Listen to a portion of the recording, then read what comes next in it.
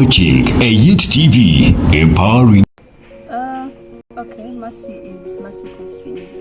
She is a student at Mbarara University of Science and Technology in her fourth year doing Bachelor of Medicine and Bachelor of Surgery, the GRC of Medicine, and the Prime Minister of the Guild Executive, basically. Well, many opinions, but I am part of the guild, so it running already means I am part of what is running the campaign and the birth control campaign. My opinion regarding birth control is a direct and indirect one. If you are a student, then you probably do not want to give birth, and therefore you should not give birth because you are a student anyway.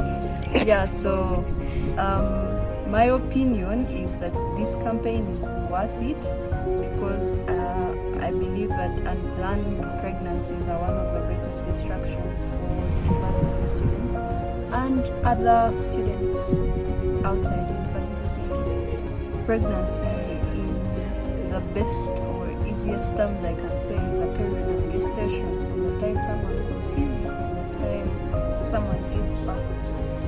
But if you are a student, then most conveniently, I believe you shouldn't give birth, or let me put it this way: if you don't want to give birth, you shouldn't give birth. Is there an appropriate time for someone to give birth?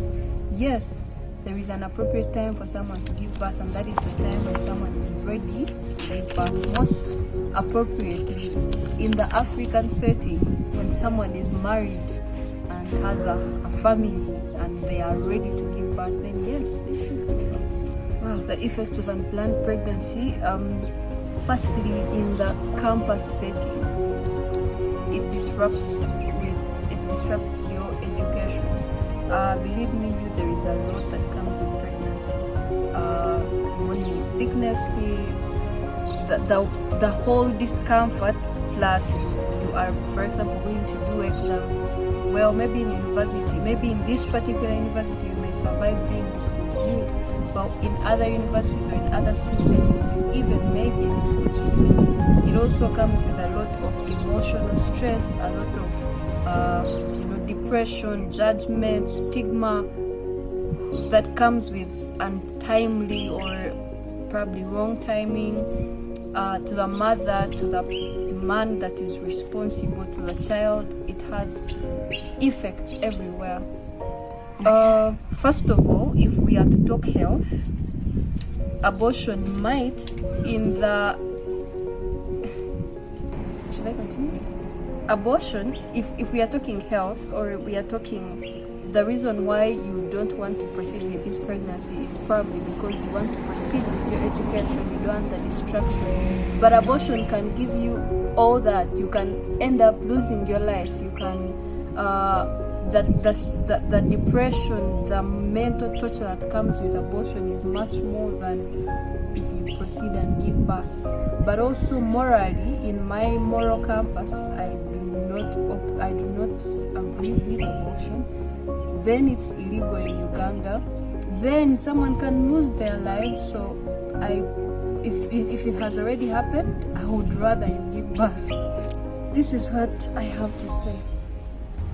The best thing you can do for yourself is to actually wait. And my number one way of birth control is abstinence. For our university students who are still young, so abstain. And people say if you can't, well, if you must, then use birth control and keep yourself from getting pregnant. But if you are already pregnant, keep that pregnancy. Somehow you will survive. Then lastly, kindly subscribe on that YouTube channel, like and comment. We have and then finally, make sure you subscribe to the Maths Guild YouTube channel and like and comment and share these videos. They could save you or teach your friend something. Then lastly, don't do things because you think other people are doing them. When we come to university, people tend to think that, for example, everyone is sexually active. But I personally believe that's not true, because not everyone is sexually active. So don't find yourself in a place where you are doing things to be like others, or you're doing things because you think everyone else is actually doing that. No, do things the way tomorrow campus. Pray to God, trust Him. He's going to be with you. Oh, hello everyone. Hello, Mast. This is Reproductive, the Minister of Gender and Guidance, and I am humbled to host the beautiful lady, Madam Rachel. You are highly welcome. It's my privilege to have you here as we are going to discuss this issue that is very vital. We are here to talk about birth control. We are running a campaign on birth control, and I think it is a very important issue to discuss with the students in the university. Okay, and we are focusing on enhancing education, on enhancing your career and your relationships, especially in this COVID-19 era. This time, allow me to call upon Rachel to talk to you. Thank you, Bridget. My name is Rachel Nisima, and I am a student in Mbarara University, Science and Technology. I am a third-year student pursuing the Bachelor of Medicine and Bachelor of Surgery.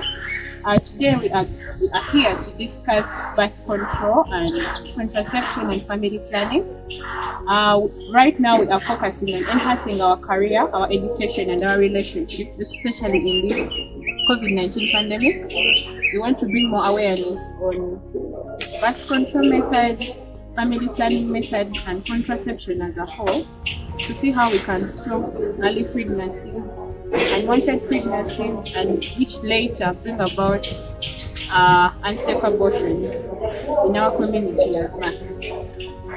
Thank you so much. We shall have a very great discussion together. So I would like you to throw more light on contraception. What is contraception? What is family planning, and how is it relevant? So, to me, contraception is these different methods that allow you to know when to be pregnant, and then the spacing of the different children you wish to have.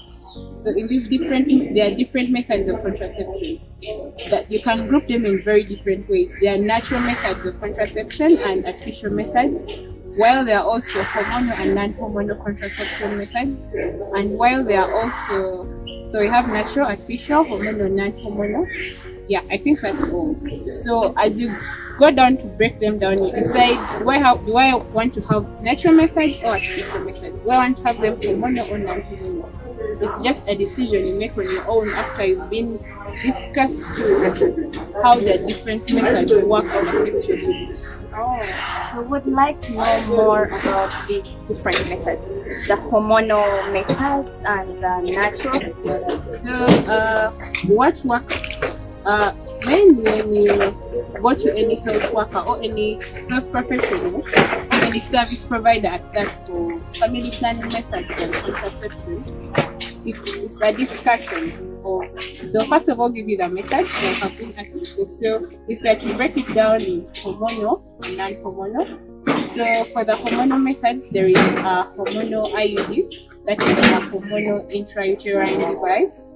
There is an implant which can be for either 3 years or 5 years. There is also the emergency contraceptives, which most students use, and there is also combined oral contraceptives, which can be combined with estrogen and progesterone, or only progesterone only. So those are for the hormonal. So then for the non-hormonal, we can have the calendar method or the fertility awareness method, and then we can have the non-hormonal IUD, which is the copper IUD.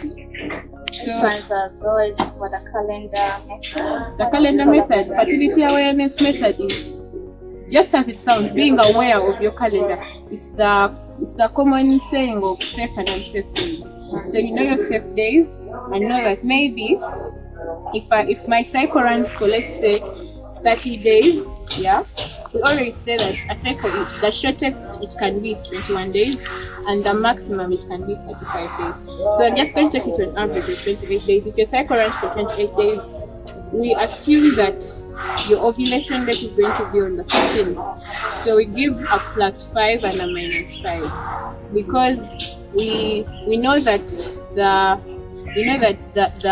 ova lasts in like when ovulation occurs, that's release of the ova. It takes about 24 to 36 hours before it degenerates. Then the human sperms take about 72 hours to 120 hours in the female genital system as they survive. So 5 days before ovulation gives it that if you've had sexual intercourse 5 days to the day of ovulation, the sperms are going to last till that day, and eventually they are going, the ova will find them there, so fertilization can occur. Likewise, if I ovulate today on the 14th, if you have sexual, you just give it an allowance of 4 days, because even if your cycle can change, yeah? 4 days or 5? Oh, sorry, 5 days. So if you ovulate on the 14th day, the ova is going to last up to 36 hours. But then, yes, and then if you have sexual intercourse within those 5 days after ovulation. So why do we give it 5 days? First of all, I'm giving it those 24 to 36 hours, the time that the ova is going to be in your body. Secondly, you can never be sure of your day of ovulation, actually, because very many things affect ovulation, such as someone with a cycle for 21 days does not follow the calendar. Anyone can follow the calendar method. Oh. You just need to know when you ovulate, and there are several markers of ovulation, such as excitement, such as increased temperature, such as being self-aware of yourself. You know, you wake up and you just want to be happy, you just want to do makeup. There are those markers of ovulation. And some people even have pain. There is that sharp pain you can feel during ovulation. Yeah, it's kind of a crack pain. I personally have it. That's how I know, and several other women have it. So the 5 days extra just to allow you to know that your day of ovulation cannot be certain, but also you can never, sexual intercourse sometimes is random. So especially for university students, you meet this man today and he's charming and it's all. After 2 days, you're already in bed with him. So so you have that 5 day allowance. Are there any challenges that come with using contraception methods? Any dangers? There are very many negative complications. Negative complications, they are there. Of course, they are there. So I'll give the example of the commonly used contraceptive method, which is the emergency contraceptive. So the emergency contraceptive, first of all, it changes your cycle. So it either brings your cycle either early or late. Emergency contraceptives in themselves have other side effects, or you get this very sharp pain after. I think I should first discuss how emergency contraceptives work. An emergency contraception, depending on the brand you use or the brand you use, they can work by delaying your ovulation. They work by some work by preventing implantation, and yeah, mostly that.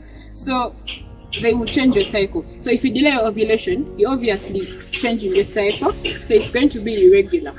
Yeah, it's going to be irregular. So emergency contraceptives have irregularity. While it does not matter how many emergency contraceptives you take in a month, but it will change your cycle.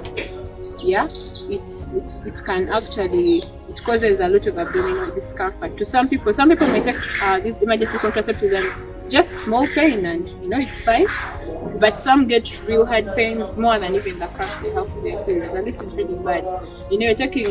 First of all, you're compromising yourself. You're the one taking the contraceptive even after the unprotected sexual intercourse. You're going to get these headaches, these mood swings, these changes in appetite. So at the end of the day, you're compromising yourself as a woman. It's going to affect your academics, since this whole thing is about, enhancing education and your career. It's affecting your academics. You're going to have so much cramps, you forego class that day. Then the next day you have another symptom, which is headache. You also forego for that day. This is a lot. And in the university, most people actually prefer the emergency contraceptive.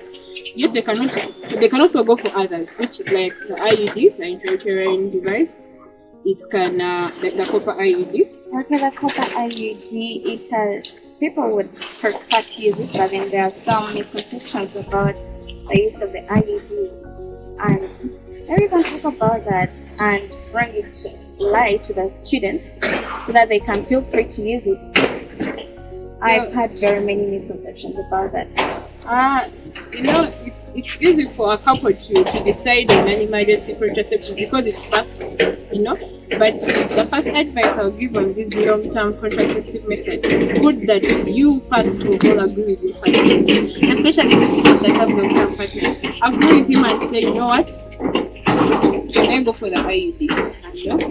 It's being a one-man, like being if you go with your partner for an IUD, say, because the way an IUD is first of all inserted, it leaves strings in the genital tract, but they're really up there.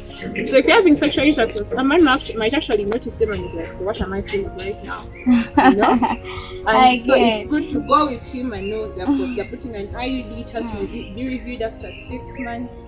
So an IUD, it has different side effects according to your body. But with an IUD, you continue to have your menses. Though you might have abdominal cramps. What are the side effects? The abdominal cramps. Okay. You have abdominal cramps. Sometimes some people bleed either heavily or less than normal. Yeah. I hear some contraception methods affect fertility. They don't affect fertility. Now, you see some contraceptive methods, the way they work, when you withdraw from them, it takes some time before you get pregnant. Now, for example, the injectable. When you withdraw from the injectable, its mode of action is in a way that you will take some time before you get pregnant. So let's say for an injectable, if you want to get pregnant, maybe 3 months, like maybe in December, say, you have to withdraw now. Let you start trying with your partner. But for infertility, no. And there is also a common myth that an implant is in alignment with adding weight gain, which is actually not true. An implant does not make you gain weight. Rather, its hormone manipulation is in a way that it increases your appetite. And actually, it's not that everyone is an implant is going to gain weight. No, it's in specific body. So it's going to increase your appetite. So if your doctor who tells you you're going to get an implant and it's going to increase your appetite, that prior knowledge will tell you that my appetite is increased, but if I don't want to gain weight, maybe I should turn down on this whole thing, So that's it. An implant does not make you gain weight. All right, thank you so much, Ms. Rachel. Once again, I feel so grateful to have you here.